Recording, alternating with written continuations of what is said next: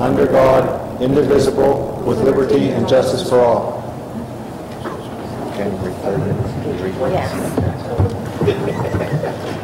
Roll call, please. Mr. Alt? Here. Mr. Beistel? Here. Mr. Benz? Here. Dr. Fike? Here. Mrs. Kaufman? Here. Mrs. Love? Here. Mr. Polakowski? Here. Mrs. Rhodes? Here. Mr. Miller? 8 present. Citizens' comments? We have no comment cards this evening. Minutes? At next week's meeting, you'll be asked to approve the minutes of the January 3rd, January 10th, and January 31st, or 17th meetings, and the 31st as well. So there'll be 4 sets of minutes, and you'll note that the January 3rd minutes have been amended to reflect comments that were made with respect to the Common Core. Questions? Finance? You'll be asked to approve the Treasurer's Report and bills payable at the February 14th meeting. And also under Finance, we received a request from the Southwest Regional Tax Bureau. They are requesting permission of the school district to authorize the purchase of confidential taxpayer information for the year 2011. This is something that the tax bureaus ask us to do on a pretty regular basis. They are not authorized to ask for this information and purchase it. However, the school district is. So the school district is always asked to obtain the information, and then the tax bureau pays us for the information that we receive on their behalf. Questions? Discussion, presentation of Keystone Awards? Every year we are making a strong attempt to make adequate yearly progress, and I'm pleased to announce that this year 3 of our schools made adequate yearly progress. A letter from Ronald Tomales. The Pennsylvania Department of Education is pleased to present your school with the Keystone Achievement Award in recognition for meeting your adequate yearly progress targets for 2 consecutive years. Congratulations on a job well done. For the past 8 years, PDE and the Pennsylvania Association of Federal Program Coordinators have partnered to present Keystone Achievement Awards as a public recognition of the fine work and commitment of Pennsylvania educators and students. The Keystone Achievement Award recognizes your school's attainment of adequate yearly progress for the 2010-11 and 2011-12 school years and can be displayed indoors or outdoors. We hope that you will view this recognition as one indicator of our appreciation of your efforts and as a promise of our continued support, encouragement, and service to your school and school district. Pennsylvania schools and school districts have made significant progress in the past few years as the scores required for achieving adequate yearly progress have steadily increased. The progress you have made thus far serves as proof positive that through hard work and dedication we can meet the challenge of having all students proficient by 2014. Congratulations and keep up the good work. And that's signed by Secretary of Education Ronald Tomales. So at this time I would like to formally present the Keystone Awards to the 3 buildings that were able to obtain those awards. Southfield Middle School, Mr. Nashville. Congratulations to the board staff, sir. As you're walking out the door this evening, you see on the wall in front of the office, it's quite a display of these that Wonderful School and High School Primary Center. Those exist as well. So we'll just add this to our collection.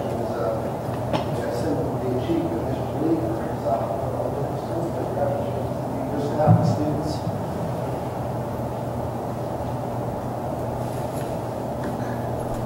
And Mr. Clark, Southfield Primary Center. Congratulations to students as well. Can you see it?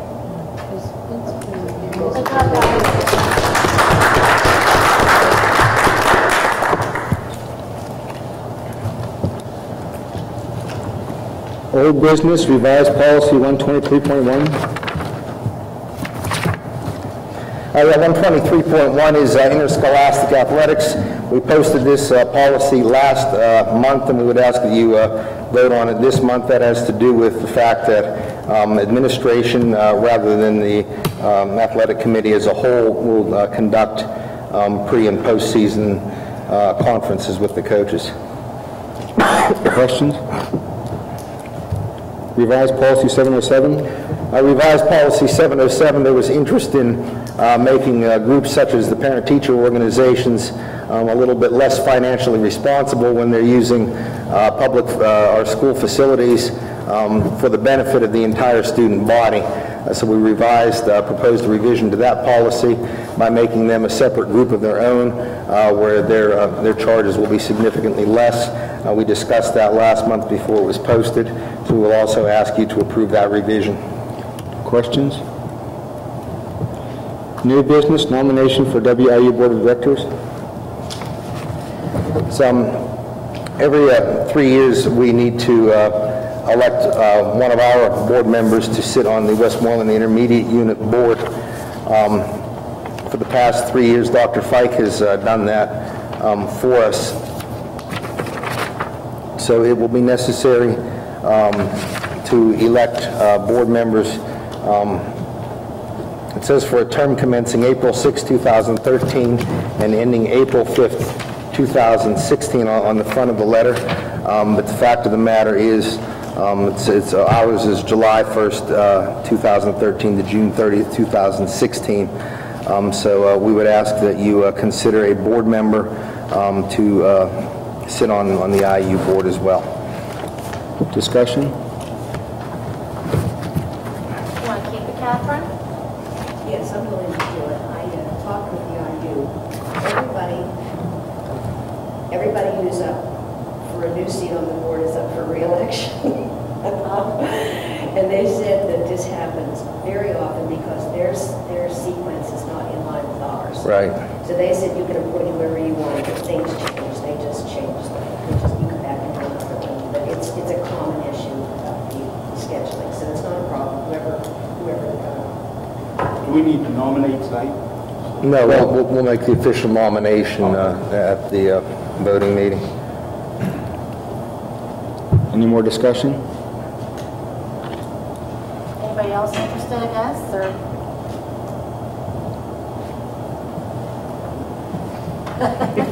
No other interest in the motion will read that Dr. Fike will be voted on as our nominee.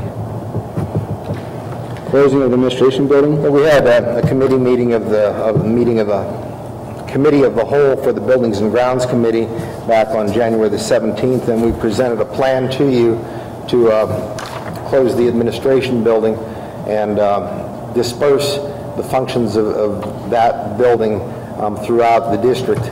And we would ask you to approve a motion at the next meeting to formally approve the closing of that building and authorize administration to take the necessary steps to strategically locate people throughout the district as administration sees fit so to do.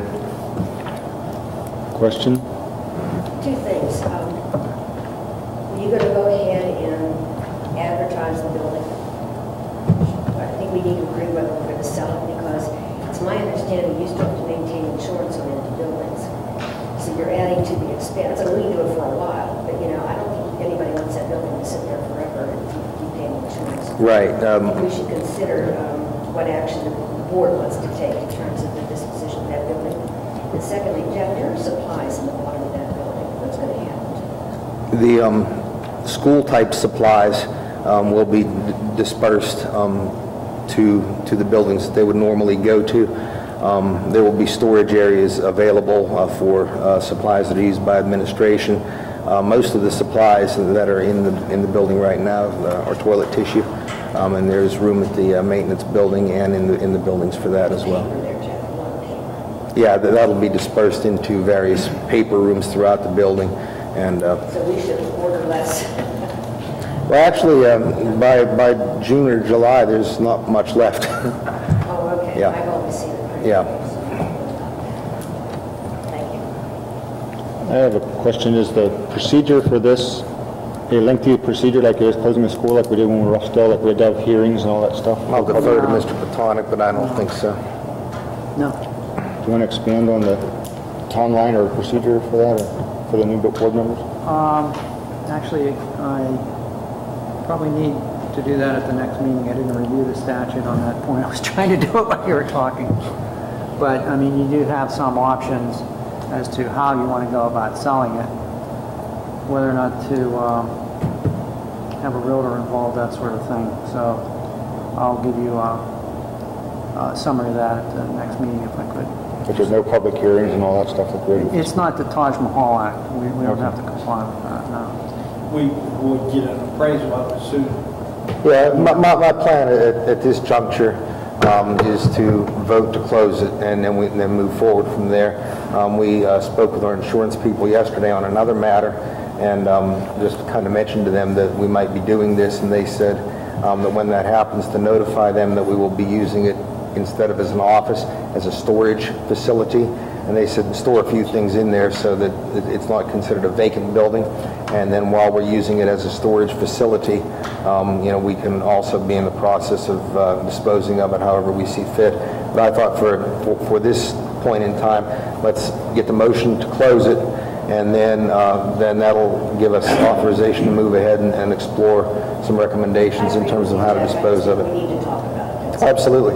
You're absolutely right. We do it in that order. Yeah. I want us to, junior high sat a long time, didn't it? A couple years ago. We weren't selling that. Yeah, it did sit for a period of time until it was all emptied, and we went through the bidding process and those kinds of things to determine, you know, who was going to demolish it. No.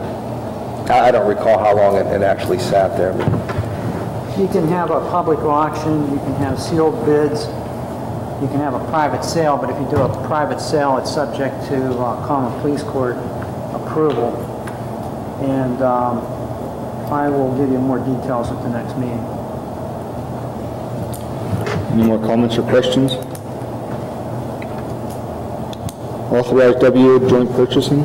yeah, just as we did for fuel, we need to authorize Westmoreland Intermediate Unit Joint Purchasing Consortium to bid for multi-purpose paper on our behalf. Generally, that's classroom paper, copy paper, those kinds of things. And then we would also need to name a representative to the consortium from the district, and our recommendation would be that we don't name an individual, but rather a position, and we name the business manager. And that's who generally has done it in the past. So whether that be Mr. McNamee or someone else whom we have on board, depending on when their meetings occur, we would just recommend that individual be named to that consortium. The next item is Presley Ridge Agreement. We need to approve an agreement with Presley Ridge Day School for a student who has special needs and is not able to be successful here in the regular school. It's the standard agreement that we do every time we have to send somebody to Presley Ridge, so we would ask you to approve that. The cost on that is approximately $17,000 per semester. Questions? Yes. We have one semester left. Oh, this is next year. It's for now. Is it not? Yeah. You're being serviced there. It's for now. We have someone there last semester. Pardon me? We had someone last semester. Yeah, we approved last semester's agreement.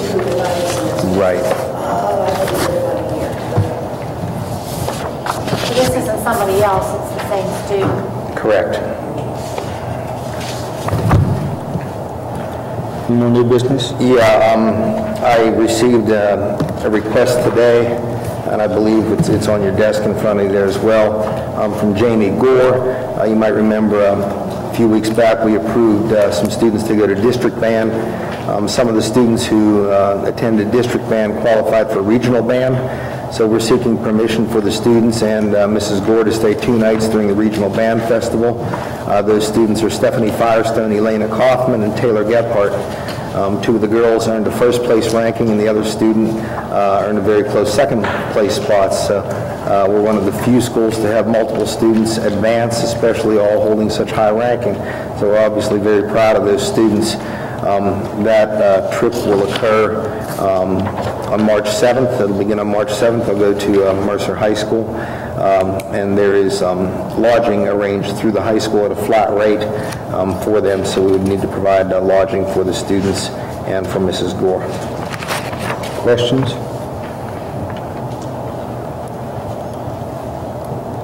Anything else?